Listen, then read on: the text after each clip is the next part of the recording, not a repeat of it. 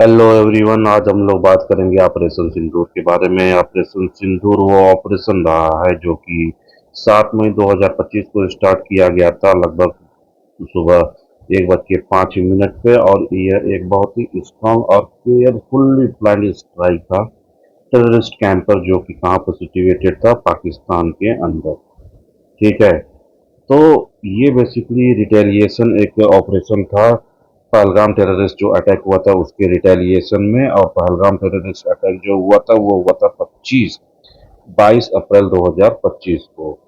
और इसमें ये बात मानी जा रही थी कि जो क्रॉस क्रॉस द बॉर्डर जो भी एजेंसीज हैं दूसरे देशों की, खासतौर से पाकिस्तान की जो एजेंसीज है वो इसमें शामिल हुई हैं इस अटैक में, इसलिए ये ऑपरेशन सिंदूर को लॉन्च किया गया था। मेजर जो कंसर्न इसमें रहा है वो रहा है मेजर सिक्योरिटी चैलेंजेस इसमें रही है। और भारत ने ये दिखाया कि मेजर चेंजेस जो है सिक्योरिटी पॉलिसी में भारत ने अडॉप्ट किया है। तो अर्लियर जो पॉलिसी थी हमारी वो है रेस्ट्रेंट की, यानी कि हम जो है डिप्लोमेटिक मेथड यूज करेंगे, लेकिन किसी भी तरीके का कोई भी after attack resistant after attack वाला पोजीशन हम लोग अख्तियार नहीं करते थे, क्योंकि हमें ये कहीं ना कहीं डर रहता था कि न्यूक्लियर एस्केलेशन कहीं ना हो जाए, क्योंकि पाकिस्तान एटलीस्ट क्या है, एक न्यूक्लियर पावर स्टेट है।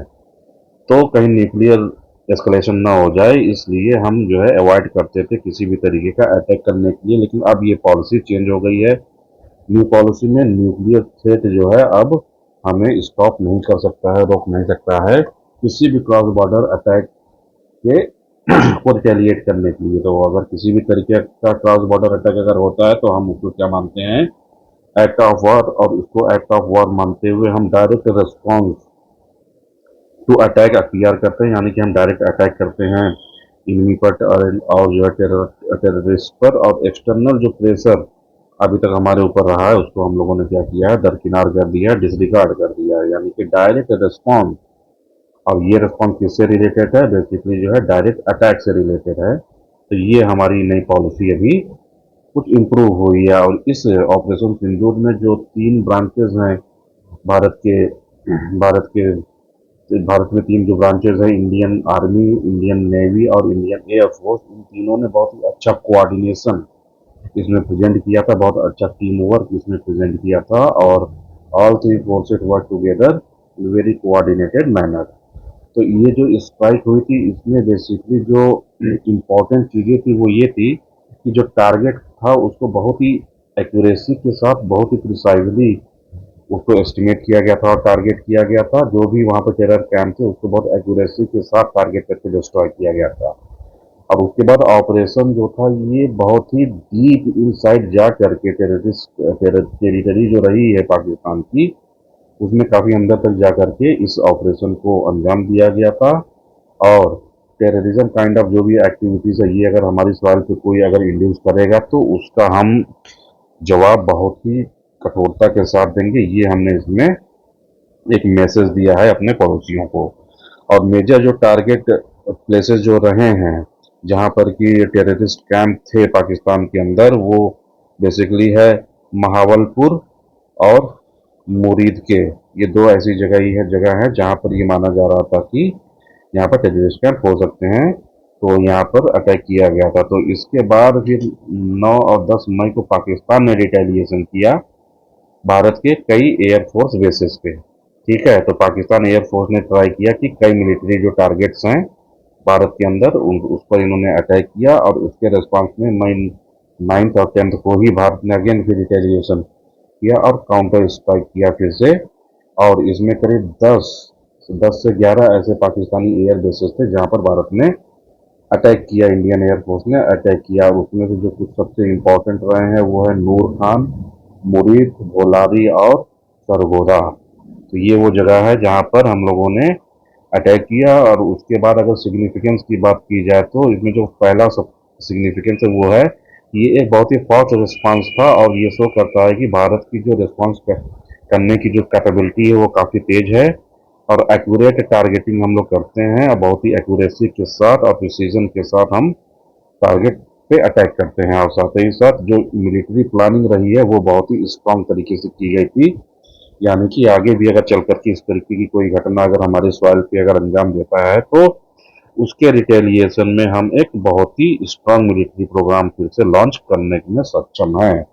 ठीक है, अब अगर हम रोल की बात करें एयर डिफेंस सिस्टम को लेकर के तो S-400 हमने यूज किया था अपने एज ए एयर डिफेंस को लेकर के। जैसे पाकिस्तान का ड्रोन अटैक जो हुआ था उसको विफल किया था S-400 के जरिए। और स्ट्रांग इंडियन जो ये S-400 है ये भारत को काफी काफी strong layer defence system provide कराता है और active army operations along with the border और बॉर्डर के एरिया में जो भी आर्मीज की एक्टिविटीज ऑपरेशन में है उस पर भी ये एक लगाम लगाती है। ठीक है, और कंट्रोल ऑफ एयर स्पेसेस इस तरीके से भारत का जो अपना एयर स्पेस है वह S-400 के जरिए काफी अच्छे तरीके से प्रोटेक्ट किया जाता है।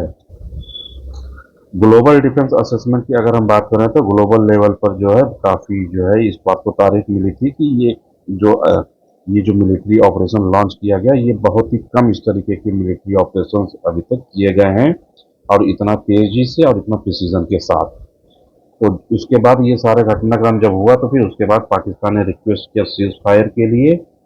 और जो टाइमिंग ऑफ सीज फायर रही है वो लोगों ने कहा कि ये तो अचानक से सीज फायर हो गया है, लेकिन आर्मी पर्सनल का ये कहना था कि ये जो हमने अपना गोल अचीव कर लिया है और अब सीज फायर अगर पाकिस्तान कहता है मानता है रिक्वेस्ट करता है तो सीज फायर किया जा सकता है। तो इस तरीके से एक बहुत ही स्ट्रांग मैसेज जो है ऑपरेशन सिंदूर के जरिए दिया गया कि किसी भी तरीके की टेररिस्ट अगर एक्टिविटीज अगर की जाएगी तो उसका रिटेलिएशन बहुत ही जबरदस्त तरीके से हम करेंगे। और साथ ही साथ दूसरा मैसेज ये भी गया है कि operation also highlighted the role of Pakistani military.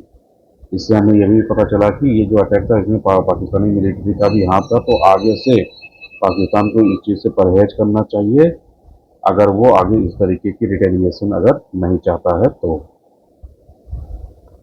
तो need for self reliance in the defence and importance of the आत्मनिर्भर भारत। तो इस तरीके से जो लेसन ऑपरेशन सिंदूर के जरिए हमें मिलता है वो ये है कि इस ऑपरेशन में बहुत ही इनोवेटिव टेक्निक्स और रिसर्च को प्रमोट करने की बात को आगे बढ़ाया है, इनोवेटिव टेक्निक्स को आगे बढ़ाने की बात कहा है और साथ ही साथ लार्ज स्केल मैन्युफैक्चरिंग डिफेंस से रिलेटेड डिफेंस सेक्टर में करने को इसने प्रोत्साहित किया है। और जो भी ऑर्गेनाइजेशन इसमें अभी तक पार्टिसिपेट किए हैं वो है DRDO और डिफेंस पब्लिक सेक्टर यूनिट्स और साथ ही साथ प्राइवेट डिफेंस कंपनीज भी हैं और इनको पार्टिसिपेट भी करना चाहिए लार्ज स्केल डिफेंस मैन्युफैक्चरिंग को प्रमोट करने के लिए, रिसर्च एंड डेवलपमेंट को प्रमोट करने के लिए, इनोवेशन को अडॉप्ट करने के लिए। तो ये था आज का lecture. Thank you so much.